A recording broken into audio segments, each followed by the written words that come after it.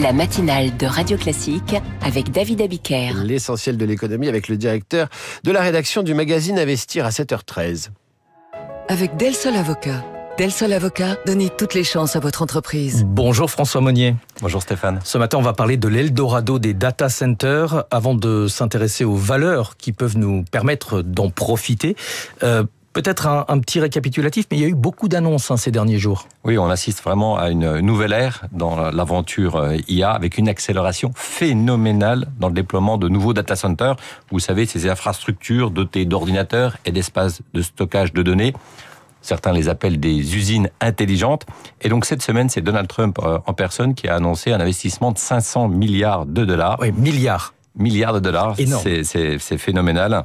Et il a baptisé cette alliance entre Oracle, SoftBank et OpenAI, le créateur de ChatGPT, de Stargate. Et ça renvoie à l'écho de Ronald Reagan et son projet de guerre des étoiles. Donc 500 milliards pour déployer des data centers. Alors que quelques jours auparavant, on avait Microsoft qui avait annoncé, lui, un projet de 80 milliards pour, là aussi, déployer des data centers, un investissement de 50% supérieur à l'investissement prévu et réalisé l'an dernier. Donc on assiste vraiment à une révolution technologique d'une ampleur de celle vraiment qu'on a connue lors de la révolution industrielle de 1850. Mais ce qu'on observe, c'est qu'à chaque fois qu'on a une révolution de cette ampleur, il y a véritablement 3 phases. Première phase, la construction. Deuxième phase, l'adoption. Et troisième phase, la transformation. Et j'imagine qu'aujourd'hui, on est toujours dans la phase de construction. On est toujours dans la phase de construction, avec une accélération dans les investissements. Cette phase de construction devrait durer encore pendant 6 à 10 ans.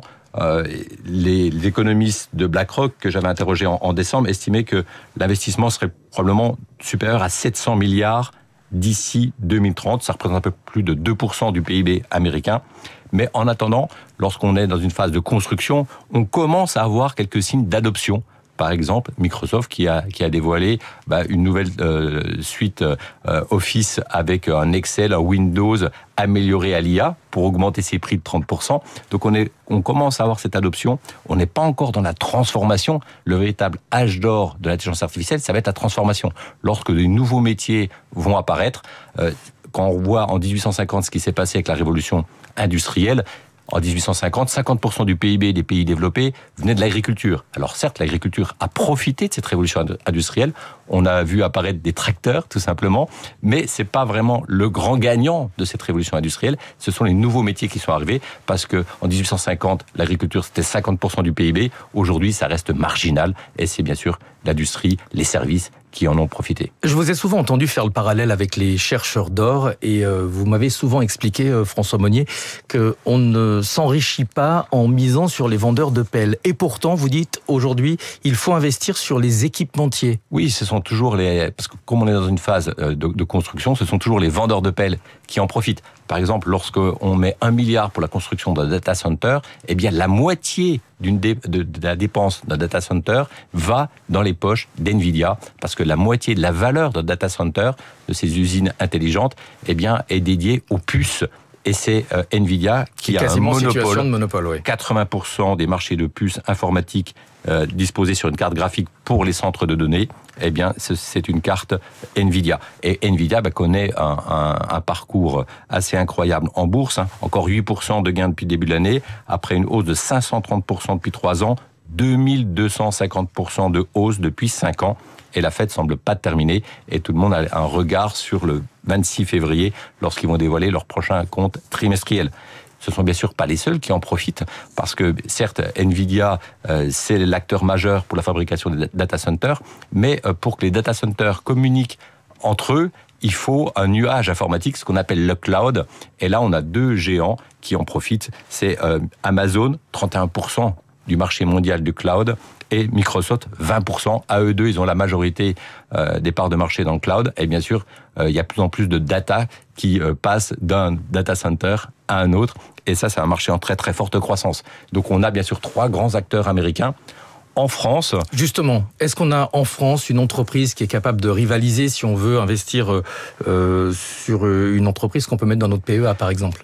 On attend bien sûr avec impatience la mise en bourse de Mistral AI, le OpenAI français. Alors c'est beaucoup plus petit qu'OpenAI, le fondateur de ChatGPT. OpenAI s'est valorisé un peu plus de 150 milliards. Mistral AI, on est plutôt sur un montant de plus de 6 milliards. Après, la société n'est pas encore introduite en bourse. Il y a eu des déclarations à Davos. On attend avec impatience parce qu'il y a urgence. Il faut absolument accélérer dans ce domaine parce que ça suffit pas d'avoir le bon algorithme, le bon langage. Il faut entraîner la machine. Et pour entraîner la machine, il faut avoir des utilisateurs. Donc, il faut tout de suite avoir un déploiement massif parce que plus vous entraînez la machine, plus vous, Stéphane, vous posez des questions à ChatGPT, plus ChatGPT devient intelligent. Et donc, il faut absolument voir très, très grand, très rapidement. Donc, on a un petit acteur, mais qui est promis un bel avenir s'il trouve des fonds et il se déploie rapidement. Et puis vous dites, on peut aussi investir sur Legrand et Schneider. Pour quelle raison ? Oui, parce qu'on n'a pas des Nvidia, on n'a pas des Microsoft et Amazon. En revanche, on a des acteurs qui profitent indirectement du déploiement des data centers. Legrand, tout simplement parce que Legrand, lui, il a un système qui permet de refroidir les data centers. Ces serveurs produisent beaucoup de chaleur et pour pas qu'ils tombent de façon prématurée en rade, il faut absolument refroidir la machine. Et eux, ils ont des solutions qui permettent de refroidir ces grandes usines et ça génère aujourd'hui 15% de son chiffre d'affaires à Legrand. Et donc ça, c'est promis, bien sûr, un très bel avenir.